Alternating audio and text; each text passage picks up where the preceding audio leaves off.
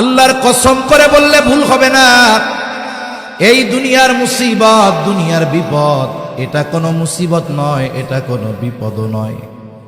চোখ দুটা যখন বন্ধ হয়ে যাবে, দুনিয়ার মুসিবত আর মুসিবত থাকবে না। আসল মুসিবত তো কিয়ামতের দিন। ওই মুসিবতের দিন দুনিয়ার কেউ আমার আপনার পাশে থাকবে না। কি হবে ওই দিনের অবস্থা?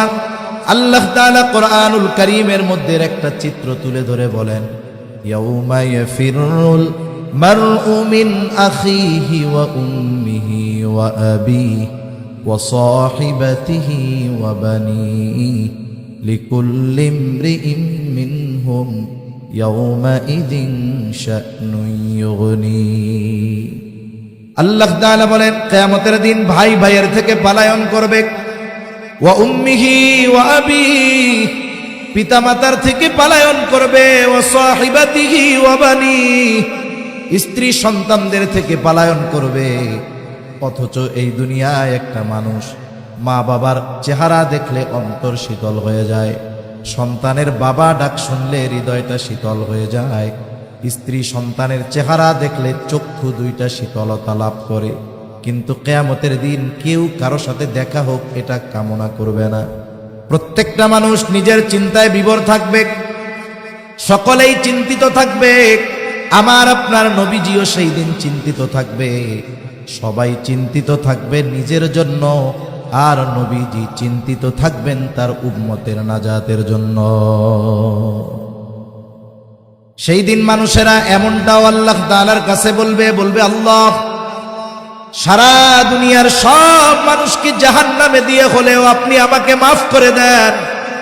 সেই দিন সকলে নিজের নাজাতের চিন্তা করবে, নিজে বাঁচার চিন্তা করবে। আর ওই দিন নবী কি করবে? একবার নবীজি দৌড়ায়া চলে যাবেন হাউজে কাউসারের কাছে।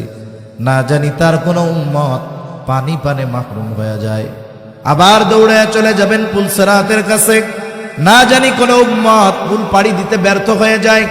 আবার দৌড়ায়া চলে যাবেন জাহান্নামের কাছে। না জানি কোনো উম্মতকে জাহান্নামে দিয়ে দেওয়া হয়। আবার একবার চলে যাবেন মিজানের কাছে। না জানি কোনো উম্মত ওজনে ধরা পড়ে যায়। আবার যখন সুপারিশ করার দরকার, আল্লাহ তাআলার কাছে সে বারবার উম্মতের জন্য সুপারিশ করতে থাকবে। সব নবী সবাই জান্নাত অভিমুখে রওনা হয়ে যাবে, জান্নাতের দোরগোড়ায় পৌঁছায় যাবে। জান্নাতের দরওয়াজা বন্ধ। জিজ্ঞাসা করা হবে, কি ব্যাপার, জান্নাতের দরজা খোলো না কেন? জান্নাতের পাহারাদারেরা জবাব দিবে, যিনি আসলে খোলা হবে, তিনি আসেন নাই। কে সে? বলে, মুহাম্মাদুর রাসূলুল্লাহ সাল্লাল্লাহু আলাইহি ওয়াসাল্লাম। কোথায় তিনি? হাসরের ময়দানে উম্মতের নাজাতের চিন্তায় চিন্তিত। নবী ততক্ষণ পর্যন্ত জান্নাত অভিমুখে রওনা হবেন না ততক্ষণ না তার ওই উম্মত, যার মধ্যে যারা পরিমাণ ঈমান ছিল, তার ব্যাপারেও যতক্ষণ না আল্লাহ তাআলার পক্ষ থেকে জান্নাতের নিশ্চয়তা নবী পাবেন, ততক্ষণ পর্যন্ত নবী নিজে জান্নাতের উদ্দেশ্যে রওনা হবে না। এখন বলেন, ওই মুসিবতের দিন বাবা চিনবে, মা চিনবে, সন্তান চিনবে, কেউ চিনবে না। কিন্তু নবীজি আমাকে আপনাকে ভুলবে না। তাহলে বোঝা গেল নিঃসন্দেহে নবীজি আমাদেরকে সবচাইতে বেশি ভালোবাসে। এইরকম প্রত্যেকটা নবী তার উম্মতকে ভালোবাসে। উম্মত যদি পাপীও হয়, মুহাব্বতের কারণে এই ভালোবাসা থেকে যায়। ইব্রাহিম আলাইহিস সালাম উম্মতের প্রতি ওই মুহাব্বতের দাবি নিয়ে আল্লাহ তাআলার কাছে বলতেছে, ওয়া মান আসানি ফাইন্নাকা গফুরুর রহিম। ইব্রাহিম আলাইহিস সালাম বলে, আর যে আমার আনুগত্য করে নাই সেও তো আমার উম্মত। ইব্রাহিম আলাইহিস সালাম মূলত এই কথা বলতে চায়, আপনি তো গফুর, আপনি তো রহিম, আপনি তো অতিশয় দয়ালু, পরম দয়ালু, আপনি তো ক্ষমাশীল। আপনি যদি চান আমার এই গুনাহগার বান্দাগুলারেও, উম্মতগুলাকেও মাফ করে দিতে পারেন। সুবহান। মূলত এই দোয়া করতেছে, কারণ একই কথা ব্যক্তি স্থান পরিবর্তনের কারণে বাক্যবিন্যাস, শব্দবিন্যাসের পরিবর্তন ঘটে কি ঘটে না? মনে করেন আমি যদি একজন ছোট মানুষকে এই কথা বলি, মসজিদে নামাজ পড়তেছে, ফ্যান চলতেছে, ছোট মানুষ, যে আমার বয়সে ছোট, আমি বের হয়ে যাচ্ছি, ও ছাড়া মসজিদে আর কেউ নাই, ছোট মানুষ, ওরে আমি বললাম, এই শোনো, বের হওয়ার সময় তুমি ফ্যানটা বন্ধ করে বের হবা। উদ্দেশ্য কি? বের হওয়ার সময় কি বন্ধ করে বের হবে? ফ্যান বন্ধ করে। এখন ওই জায়গায় যদি ছোট না হয়ে আমার চেয়ে বড় হয়, মুরব্বী হয়, তারে যদি আমি বলি যে বের হওয়ার সময় ফ্যান বন্ধ করে বের হবা, একই কথা, ছোটর বেলায় খাটবে, বড়র বেলায় কি এটা খাটবে? এটা বেয়াদবি হয়ে যাবে না? এখন মুরব্বীরে কেমনে বলবো? চাচা যদি হয়, চাচা বের হওয়ার সময় ফ্যানটা বন্ধ করে বের হইলে ভালো হয়। কথা বললাম এই, কিন্তু উদ্দেশ্য কি? যে ফ্যানটা বন্ধ করে দিয়েন। ইব্রাহিম আলাইহিস সালাতু ওয়াস সালাম সরাসরি বলতেছেন আল্লাহ মাফ করে দেন, কিন্তু যা বলতেছে তাতে কি বোঝা যায়?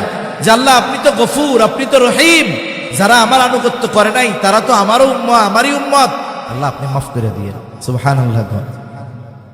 وقال عيسى عليه السلام إن تعذبهم فإنهم عبادك وإن تغفر لهم فإنك أنت العزيز الحكيم।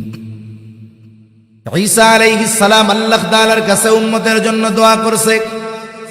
আল্লাহ তাআলা সেই দোয়ার খবর জানায় দেয়।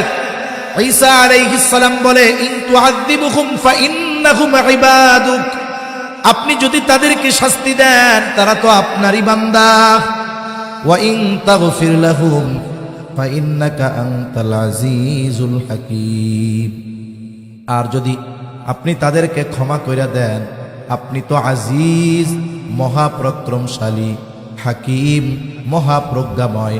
এখানেও কেমন যেন ঈসা আলাইহিস সালাম বলে, আল্লাহ রে আপনি তো মহাপ্রজ্ঞাময়, আপনি তো মহাপরাক্রমশালী, আপনি চাইলেই তো আপনার এই গুনাহগার বান্দা আমার এই উম্মত গুলাকে আপনি মাফ কইরা দিতে পারে।